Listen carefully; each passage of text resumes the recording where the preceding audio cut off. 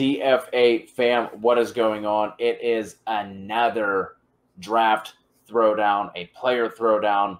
Kevin and I, we're out here, Street Fighter, Mortal Kombat style, just picking our characters, and then we're hitting the streets. We're going to battle. Tonight we are going Alvin Kamara versus Dalvin Cook. Both these guys right now on 4-4's ADP are going back-to-back at the 2 spot and the 3 spot, respectively, with Dalvin going at 2 and Alvin Kamara going at 3. So if you're new to these, what we're going to do, we're just going to basically make our picks, why we want to go with the guys that we are representing. I'm going Dalvin Cook. Kev has Alvin Kamara. Kev, you're going to have the floor first. Hit the folks with why you are taking Alvin Kamara over Dalvin Cook at either the 1, 2, 3, 4 spot, depending on how drafts fall. Yeah, this one's really close for me, but I think that Alvin Kamara is being another guy that I think that people are undervaluing a little bit because of Drew Brees being gone, and I don't really give a shit if Drew Brees is there or not. Be honest with you, like, he is still going to see his typical target share. I mean, last year he saw a ridiculous 22.3% target share, which was number 1 among all running backs. 107 targets, which was second among all running backs. His weighted opportunity share was first. 57 red zone touches, which was 4th among all running backs, was absolutely deadly in the passing game. 756 receiving yards on 83 receptions. He was number 1 in yards per route run, 3 in yards per reception, with, like I said, that 22% target share. That's one of the big reasons, especially in PPR and even really in half-point PPR. I think that, yeah, he is 100% viable. Had 21 touchdowns last year. He did have that one game where he had 6 touchdowns, so that kind of boosted up a little bit. But even if you take that one game away, I mean, it still wasn't a bad year whatsoever in the touchdown department. So just with his high pass-catching floor that he has, I think that automatically gives him a little bit of an edge. You look at Dalvin Cook last year, only 54 targets. He had 312 carries, but only 54 targets last year, was 3rd in weighted opportunities. Obviously, the Vikings are a much more run-heavy offense, but with the Saints, like, they didn't add anybody. It's not like, they went out this offseason and added a bunch of pass catchers, and, somehow now all of a sudden he's not going to see as much work. Like, this offense is virtually the same outside of Drew Brees being gone and Emmanuel Sanders now being gone, a guy that really wasn't all that impactful in Jared Cook last year. So, I mean, Alvin Kamara is locked in. At the very worst, the number 2 target leader on this team, probably behind Michael Thomas here.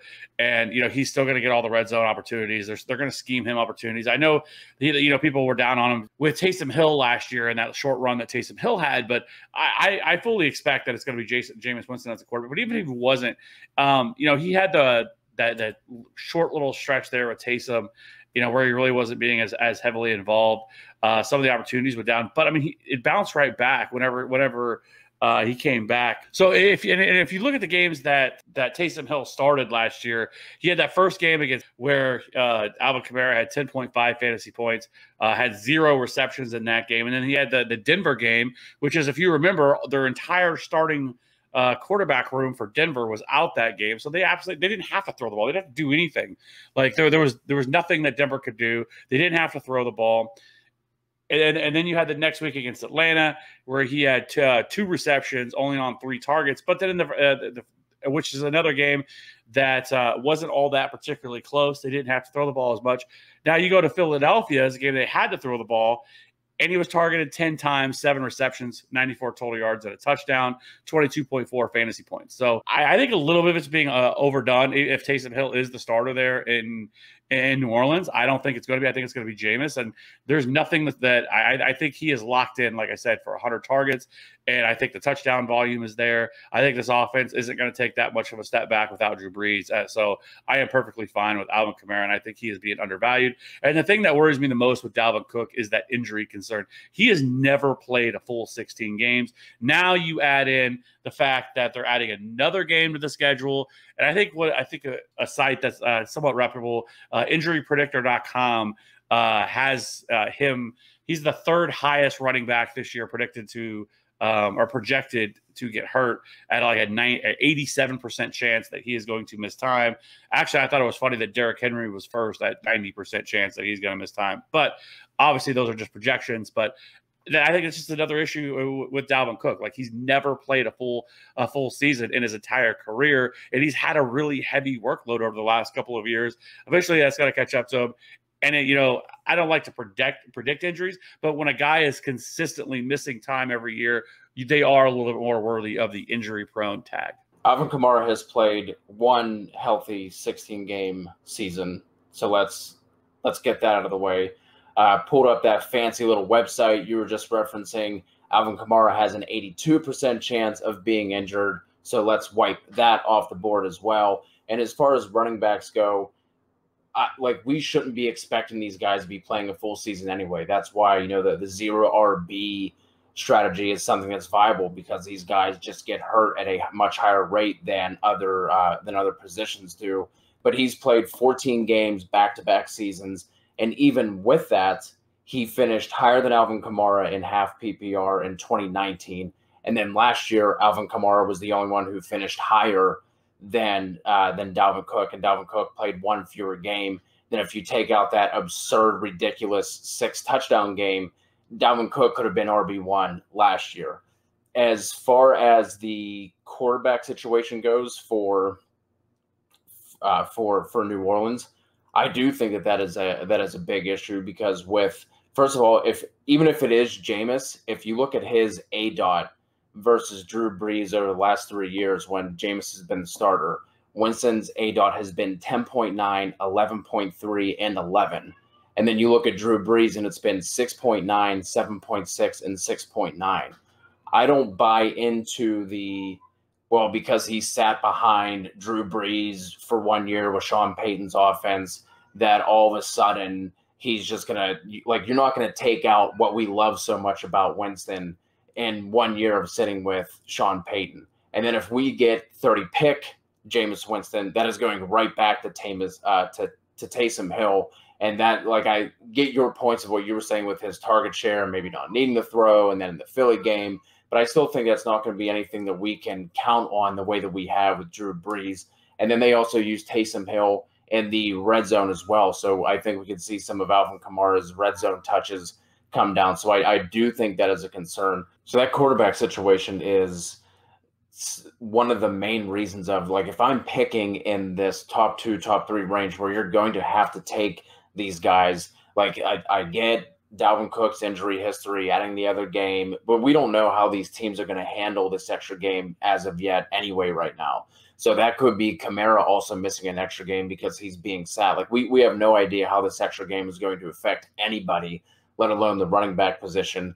And like you said, we shouldn't be trying to take injury prediction, injury history into any of this.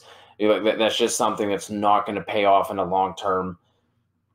So like I said, 14 games back-to-back seasons, and even with missing those couple of games, he's still been a top 5, top 3 fantasy running back in both of those games. And then if you look at what the Vikings offensive line did last year, they were first in adjusted line yards on Football Outsiders. They were second in PFF's run grade. And then they actually upgraded their offensive line with getting Christian Darrisaw at their left tackle to replace Riley Reif. And they also drafted Wyatt Davis in the third round out of Ohio State. And then whenever you look at the defensive additions they made, bringing guys like Dalvin Tomlinson, Patrick Peterson, Mackenzie Alexander, Xavier Woods, they're getting Danielle Hunter back. Dalvin Cook was first in red zone touches last year among running backs. So I don't really see that changing, outside of injury, but we're not going to try and predict that at this point. And I think that's honestly the only knock you can hold against him, because even with Dalvin only getting the 54 targets that he's seen, and he has seen at least 54 the past 2 years, he's still been right there neck and neck with Alvin Kamara. So I don't necessarily think that's a knock. And you mentioned the Saints not adding anything to that offense. The Vikings didn't add anything to that offense either. They got rid of Kyle Rudolph. Wasn't a big deal. Apparently, Irv Smith isn't going to be used any more than what he was, so that's not going to be an issue we have to worry about with Mike Zimmer. And then the only other one they brought in was Amir Smith-Marset, another wide receiver. So Dalvin Cook, he might not get the amount of targets that Kamara is going to get, but I think his target share is absolutely safe. So he's going to be used just as much. Everyone wants Alexander Madison to be a thing. We all thought he was going to start splitting time, especially once they gave Cook that contract extension. and that hasn't worked out either. Cook last year was 5th in both snap share and opportunity share. Over the past 2 seasons, Cook has outgained Kamara in terms of yards from scrimmage by more than 550 yards, again, combining those 2 years. So for me, I feel super safe taking Dalvin Cook. Injuries happen to everyone. I'm not going to use that, to discount somebody like Dalvin Cook. I think, you said Alvin Kamara is locked in. Dalvin Cook is also locked in as well. So for those reasons, give me Dalvin Cook over Alvin Kamara. Well, to use your own argument against you, targets, especially in a PPR world, matter quite a bit. And a running back that's getting 83 receptions on 107 targets compared to a running back that is getting all of his production on the ground. I think that that is why his involvement in the passing game is really unmatched outside of Christian McCaffrey, right? Like, I think it's fair to say he's the second best pass catching running back in the league. I don't think anything's going to change there. And I think there's a possibility he could even see even a little bit more targets than that. I don't think that's necessarily his ceiling either. And he was number 1 last year in fantasy points per game at 25.1. And I mean, if we're gonna talk about taking away players' production, I mean, look at Dalvin Cook. I mean, he had those 2 games, 48.6 against Green Bay week 8, where he had 226 yards and 4 touchdowns, and then 252 and 2 the next week against Detroit for 39.2 fantasy points. Other than that, if you take away those 2 games, I mean, it's not like he was terrible, but I mean, he has 8 games with 20 or with less than 20 fantasy points. Now, that's not terrible. If a guy gets you 17 or 15, you're not mad at that whatsoever. But I'm just saying, like, he also had those 2 monster weeks that really, really boosted his season. But that's also why we're taking these guys as well. At the end of the day, I prefer Alvin Kamara because of his pass catching upside, because I know that this guy is going to get 100 targets in this backfield. I don't think the Saints offense is all of a sudden going to fall apart. I think with Sean Payton there, with the weapons that are still there, with Jameis, I think this offense can be just as good, possibly a little bit, a step back. But for the most part, I think this offense is going to be just as good as it was last year. Alvin Kamara is a can't miss guy for me. And if you want to go Dalvin Cook, I'm not mad. I mean, this is kind of splitting hairs between these 2 guys. But for me, my biggest push is the fact that how much he is involved in the passing game, all the targets that he is going to see, and he's doubling Dalvin Cook in that area. And so, while yes, he's not seeing 300 carries, he's seeing usually about 100, 120 carries less than what Dalvin Cook is. But all those extra touches really matter. What happens with the targets, though, if it's not Drew Brees and his literal NFL record-setting completion percentage? So a couple of things that I think that needs to be talked about here is, I think everybody keeps talking about this belief that without Drew Brees and that this like an NFL quarterback, if you can't hit a short and intermediate pass, a dump off to Alvin Kamara, which is essentially what you're looking at, a screen to Alvin Kamara, a wheel. Alvin Kamara is still going to get targets. It's not like all of a sudden the Saints are going to be like, well, now all of a sudden we're not going to use it. We're not going to use the most explosive running back, one of the most explosive running backs in the league now, and Alvin Kamara. Alvin Kamara is still going to get his. He is still going to be heavily utilized out of the backfield. And so, I think there's this narrative that, Drew Brees is gone and how accurate he is at short and intermediate routes. Well, okay, it's because he couldn't throw the ball deep, right? And there's also this other factor here that with Jameis Winston actually being able to hit a deep ball, it opens everything else up, because now all of a sudden your safeties, everybody else cannot play up in the box and expects you, okay, we got to keep everything in front of us because that's all they're going to be able to do. They're not going to hit these deep routes.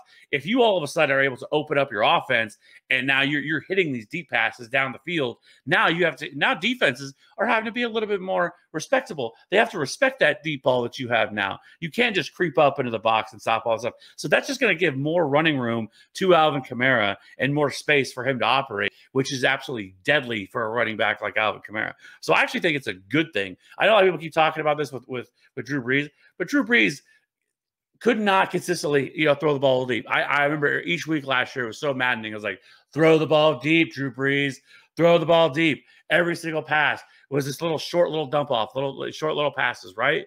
You don't have to throw the ball deep 20 times a game, but if you're able to do it on a consistent basis, it's wheels up. For me, I just think with the unsettled, I don't think the offense is going to fall apart and they're going to be, bottom 8 in the league or anything like that. But when it comes to making these picks at the beginning of the drafts, like, give me the guys where okay, I know for sure what I am getting into. We know what Kamara's usage is going to be, but we don't know how that's going to pan out with this quarterback situation. It wouldn't surprise me at all if Jameis starts off the year, week 3 he's yanked, and then Taysom gets in there for a little bit, and then Jameis that wouldn't surprise me at all, because Sean Payton is not going to put up with 30 pick Jameis Winston. He's just not going to do it. And then you're going to get the back and forth each week, and I think it's just that could be a maddening situation. So that is why I want Dalvin. I don't think Alvin Kamara is going to be a bust this year or anything like that either. We are splitting hairs, but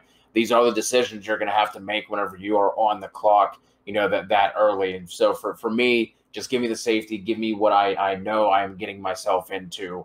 And that's kind of why I lean Dalvin Cook here. But we want to hear from you guys. Please be sure to drop a comment. Let us know, who are you drafting? Who do you think won this throwdown? We love to hear from you guys. If you have any suggestions, please be sure to drop them, man. Guys, maybe if you're doing some mock drafts, some decisions you have to keep coming up with each and every time, we'll definitely do those for you all. So till the next time, please hit that subscribe button, and we will talk to you all soon.